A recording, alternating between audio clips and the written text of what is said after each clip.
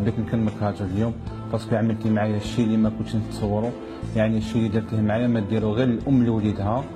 واليوم انا جيت باش نكرمك، ويعني ماشي باش يعني التكريم هذا تستاهل اكثر من التكريم هذايا، وان شاء الله يعني نكون عند حسن ظنك، وان شاء الله ما يكونش هذا التكريم مفاجئ لك انتيا، وان شاء الله تتقبليه بصدر رحب ان شاء الله.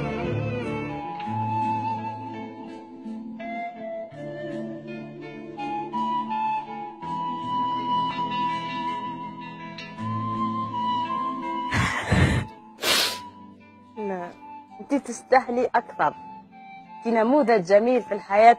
نخلي شيخنا يحكي شهاده رجل في امراه مثاليه وقفت مع زوجها من البدايه الى النهايه، وكان لهنا وقالنا انها تستاهل اكثر من التكريم. حقيقيه صح، رانا ماناش في الخيال. حقيقيه يا شيخ صح، ماناش في الخيال.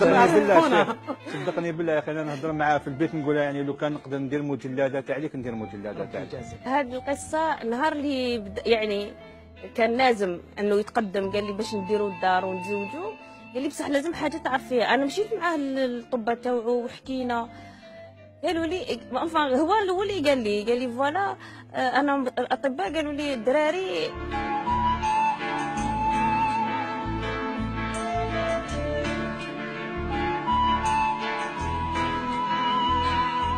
انا قلت له كلمه زوج كلمات، قلت له مصطفى الدراري مدهم سيدي ربي، لا الطبيب ولا اي الدراري تاع سيدي ربي، وان شاء الله كل واحد يشتاق الذريه ربي يرزقه بالذريه ان شاء الله صالحه ان شاء الله. ومشينا الاطباء، حتى الاطباء كاين طبيبه نشفى قالت لي كان جيتي اختي ما نقبلش هذا الزواج، كان جيتي اختي نمنعك من هذا الزواج.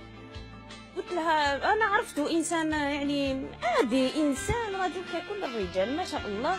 من ناحيه المرض هذا كنت نقول له هذا المرض مشكل في الحياه كما الناس كاع عندها المشاكل.